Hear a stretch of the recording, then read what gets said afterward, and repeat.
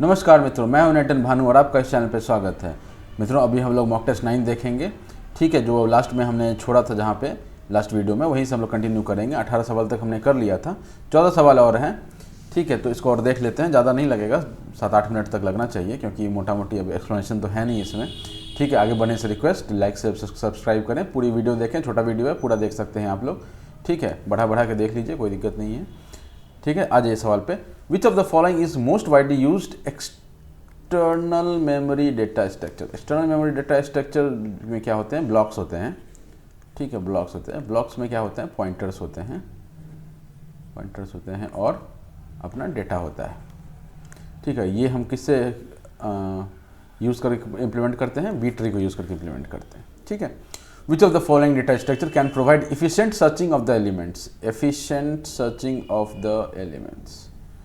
ठीक है, ये वर्ड्स हैं, इसके हिसाब से आंसर्स हैं, वो आपको याद रखने हैं। ठीक है, आपने वो गाना सुना होगा ना, 1 2 का 4 4 2 का 1, माई नेम इज़ लखन। ठीक है, तो ऐसा ही कुछ क्या कर रहा है ना, वो 1 2 का 4 4 2 का 1 वो सर्च कर रहा है बेसिकली, इसलिए 2 3 ट्री जो है वो इसका करेक्ट आंसर हो जाता है।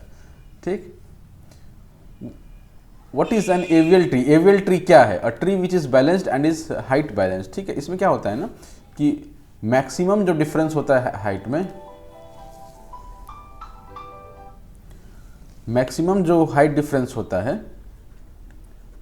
मैक्सिमम हाइट डिफरेंस होता है, वो 1 होता है। ठीक है, चलिए आगे आ जाते हैं। What is the time complexity for searching a key और integer in van Emde Boas data structure. अब ऐसा नाम है ना कि मतलब ज़्यादा कुछ नहीं किया जा सकता इसका, इसको सिर्फ आप याद कर लीजिए। जहाँ पे भी ऐसा अटपटा नाम लिखा ना, वैन एमबे बोस डेटा स्ट्रक्चर, तो ये 3 आ गया ना, तो यहाँ पे भी कुछ बड़ा सा जो होगा नाम, उसको कर लेंगे order of log of log M. ठीक है ना, तो ये इसका आंसर हो जाता है। नेक्स्ट सवाल, the optimal data structure use to solve tower of Hanoi. ठीक है, टावर ऑफ हैनॉय को सॉल्व करने के लिए हम लोग क्या यूज़ करते हैं? चाहे तो हम लोग स्टैक यूज़ करते हैं, ठीक है, या फिर प्रायोरिटी क्यू यूज़ करते हैं। प्रायोरिटी क्यू यूज़ करके करते हैं। ठीक है, यहाँ पे प्रायोरिटी क्यू नहीं दिया हुआ है, इसलिए हमारा ऑप्शन जो है वो, सॉरी थोड़ा ऊपर चला गया, हाँ ठीक है, यहाँ पे स्टैक है। अगर प्रायोरिटी क्यू भी ऑप्शन में होता तब मोर देन 1 एबव इसका सही आंसर हो जाता। ठीक है, what is the use of the bin data structure. Bin data structure का क्या यूज है? ठीक है, तो to have efficient region query. ठीक है ना, to have efficient region query इसका आंसर हो जाता है।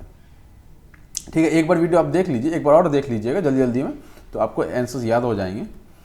ठीक है, बाकी जो समझने तैयारी करने का काम होगा वो आप लोग मान के चलते हैं कि ऑलरेडी कर चुके होंगे। ठीक है, चलिए आगे बढ़ें। Which is the most appropriate data structure for reversing a word. Word को रिवर्स करना है तो इसके लिए क्या हम स्टैक यूज़ करते हैं।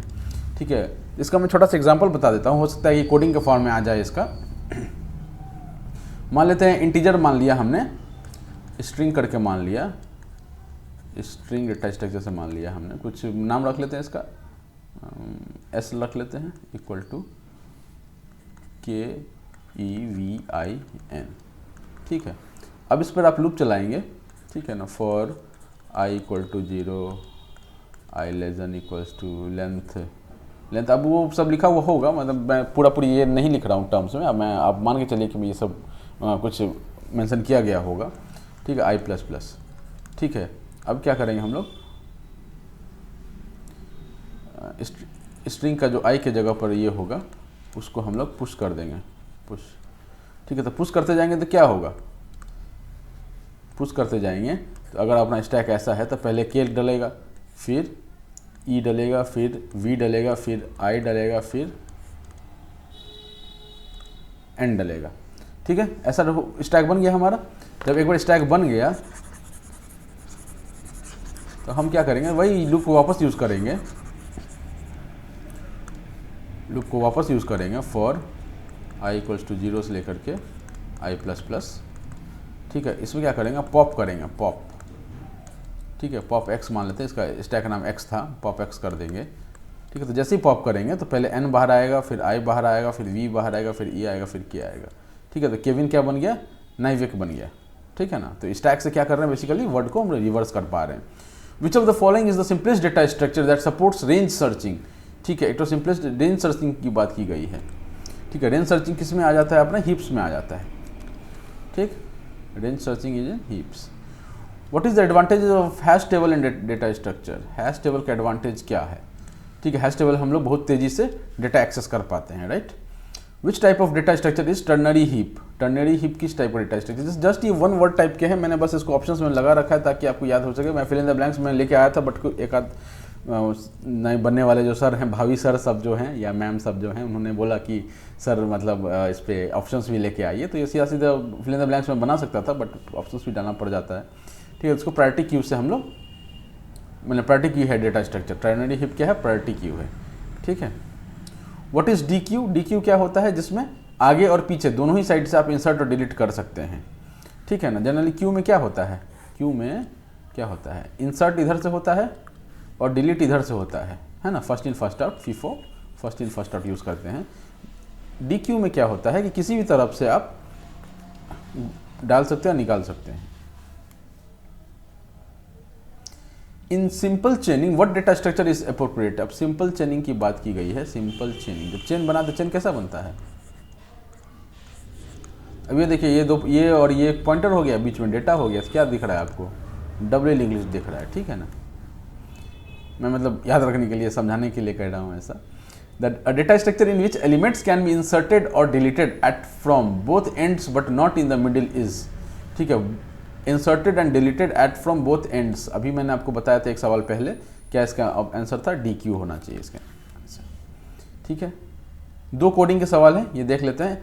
अभी मैंने लास्ट वीडियो डाला था, उसमें एक मैम का ये आया था, क्वेरी आया था कि सर जो इंडेक्सिंग होती है वो मतलब 0 से होता है या 1 से होता है, तो उसका आपको ये यहाँ पे पता चल जाएगा कि क्या कैसे है ना। कहाँ गया ये रहा, पब्लिक एरे है करके स्ट्रिंग साइड मेन वाला फंक्शन ले लिया। अभी इसमें एरे डाल दिया, प्रिंट कर दिया ARR2, ठीक है, दूसरा पोजीशन पे, ठीक है। तो हम क्या करेंगे इसको 0 1 2 3 4, ये क्या है अपना पोजीशन है, पोजीशन है ये, ठीक है ना। तो ARR2 क्या हो गया, दूसरे पोजीशन पे 3 है, ठीक है, और चौथे पोजीशन पे क्या है, 5 है, 5 क्या पूछ रहा है, आउटपुट 3 and 5 होगा, ठीक है, 3 and 5 हो गया, ठीक है। समझ में आ गया होगा आपको। बट किसी किसी किताब में है ना, वो लोग क्या करते हैं कि डाल देते हैं कि मतलब पहला जो इंडेक्स है वो 1 से ही शुरू होता है। तो अब आपने अगर 1 से पढ़ रखा होगा तो वो गलत नहीं है, बट जब आप इंडेक्सिंग करते हैं तो 0 से ही शुरू होता है, ठीक है ना। What is the functionality of following piece of code, ठीक है। अब इसमें क्या है कि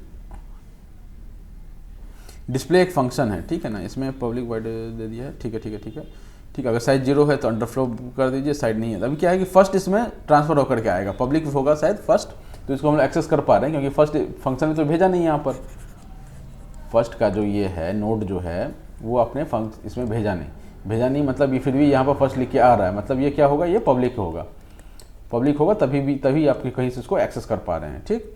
एक चीज़, दूसरी चीज़, पब्लिक को आपने क्या किया, करंट में स्टोर कर लिया ताकि पब्लिक को छेड़छाड़ ना करना पड़े। एक बार आपने पब्लिक कह रहा हूँ मैं, सॉरी, फर्स्ट को आपने करंट में स्टोर कर लिया, इसलिए क्योंकि फर्स्ट को छेड़छाड़ ना करना पड़े। आपने करंट को चेक किया, नल नहीं है, उसके बाद आपने गेट एलिमेंट करके फंक्शन यूज़ करके आपने उसका प्रिंट करना शुरू कर दिया, ठीक है। Current equals to current dot get next. अब गेट नेक्स्ट एक फंक्शन है जो कि नेक्स्ट का ये करता है, मतलब नेक्स्ट इंडेक्स फीड करता है, और गेट एलिमेंट से आपको उस पॉइंट पे जो एलिमेंट होगा वो आपको बताता है। तो बेसिकली क्या कर रहे हैं कि जब तक इसका नल नहीं होता है, करंट जो है उसका नल नहीं होता है, तब तक आप उसको लूप को चलाए जा रहे हैं। इससे क्या हो जाता है कि आपको बेसिकली एलिमेंट जो है उसको आप प्रिंट करते जा रहे हैं। तो एलिमेंट जो प्रिंट करते जा रहे हैं उसमें मतलब क्या है कि डिस्प्ले द लिस्ट का ये काम कर रहे हैं आप लोग, ठीक है। तो इसी के साथ हमारा ये लास्ट सवाल था।